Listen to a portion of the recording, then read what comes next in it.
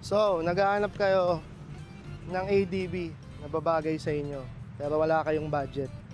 Ito ang ADB 175 at ito ang aking review after 6 months ng paggamit nito.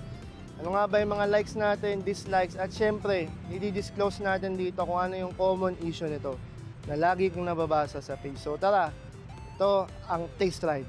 Isa na natin!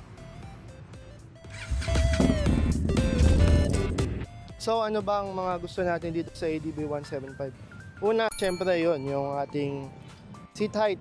Sobrang relax umupo dito, as in panalo ka. So yun yung number 1 na nagustuhan ko dito. Syempre, pangalawang nagustuhan natin dito is yung style niya. Ano naman, diba, sobrang pogi niya. So ito yung mga nadagdag sa ADB ko after 6 months. So papakita ko sa inyo. Ito yung mga nadagdag sa atin. Navigation, syempre, on natin para makita nyo. Mabilis lang din siya mag-boot. Yan, oh. Wala pang 5 seconds. So, navigation, ang unang-unang nadagdag sa atin. Tapos ito mga DIY natin na mga gamit. Itong crash guard, ito lagayan natin ng Insta360.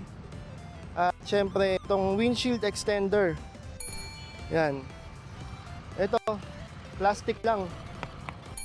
So, yan yung mga nadagdag sa atin. So, after 6 months, okay pa rin siya para sa akin. Wala akong na-experience na issues na nababasa ko doon sa group. Pero, syempre, kailangan nating sabihin yan dito. So, ano ba yung gusto natin dito sa Motorstar na to bukod sa looks niya? Syempre, isasama natin sa likes natin. Ang third ay yung presyo. Kasi, para sa 84,000, para sa akin, super okay na tong motor na to. Magagawa na niya yung kailangan mo, long ride, city ride, at kung ano pang hauling na kailangan mo. So overall, okay siya. Ang price nito, mga ERP, brand new ay 84,000. So kung ihuhulugan mo siya, meron silang mga zero interest, panalo to. Kasi nga, pangmasa siya, diba? Filipino made eh. China parts.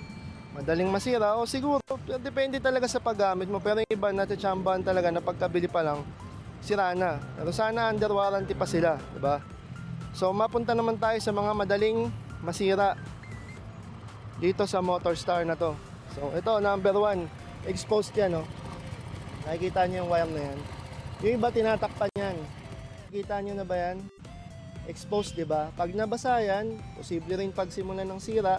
Dito, sa ilalim nito, ayan, oh, nilagyan ko ng cover kasi nga pinapasukan ng putik, nahuhulog sa makina. Exposed na wiring. So sana magawa ng paraan yan o lagyan ng mas cover dito, di ba? Para lang safe. Tapos yung seat natin, yung storage. So hindi siya ganun kalaki, ah. Ayan, maliit lang siya. Hindi kasya ang half face. So yun. Isa yan sa dislikes ko kasi sayang eh. Kaya bumili ako nito. Ito ang pinaka lagi kong nireklamo dito. Pero wala pa kasi akong mabili na straight conversion, straight na sasalpak mo na lang na shocks, front shocks ito.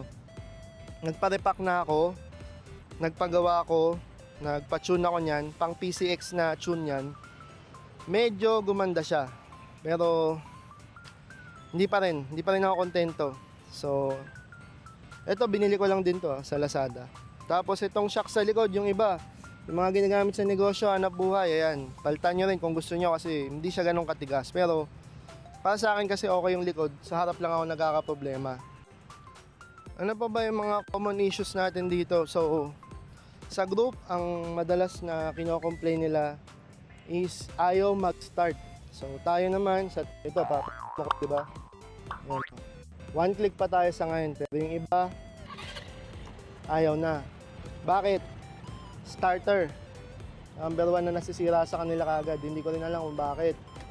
Minsan fuse. Pangalawang naging issue na babasa ko doon is yung gauge niya. Yung nagmo-moist o minsan nasisira pag natutukan sa car wash, yung inisprayan mo ng ganon. Hindi pwede. So yun. Sana may natutunan kayo. Yun yung honest talaga ng mga issues nito. So, sa mga nababasa ko doon. Other than that, wala namang ibang mahirap na pyesa kasi may kamukha naman siya. Tapos may mga nag-ship na rin ng mga pyesa niya, so di ka na mahihirapan. Ang magandang ma-advise ko sa inyo, yung instrument panel niya, may nabibiling mga plastic na parang 7-inch panglagay sa cellphone, sa mga tablet.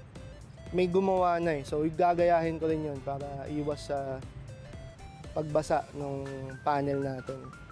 So overall, sa gas consumption, kontento naman ako, nakaka 38, 39, 35 ako. Sa looks, okay. So ratings na tayo. So 1 to 5, ang MotorStar para sa atin ay 4. Bakit 4? Gusto ko yung looks niya. Naka-projector na ilaw kaagad dyan pagkabili mo. Tapos riding comfort, di ba? At pangalawa, siyempre, ang grade natin ay style. 4 din, out of 5 stars. Bakit? Kasi, ang pogi nito. Grabe. Para sa akin yun, ha? At siyempre, availability ng parts, doon tayo babagsak.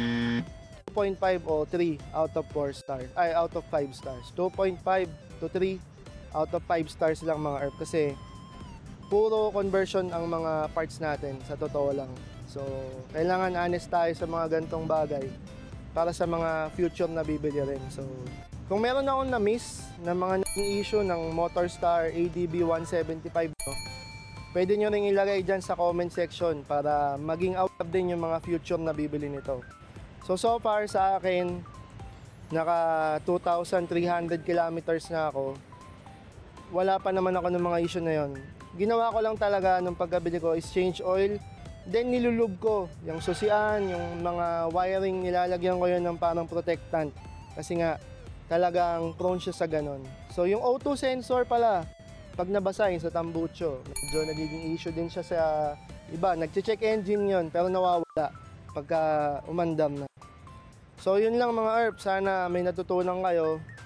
Sana nakatulong din ako sa desisyon nyo sa pagbili ng motor. At kung may mga gusto magpa-review, message lang kayo. At maraming salamat ulit. Huwag nyo kalimutan mag-like, share, and subscribe. Hanggang sa susunod na episode ulit. Maraming salamat. Bye-bye!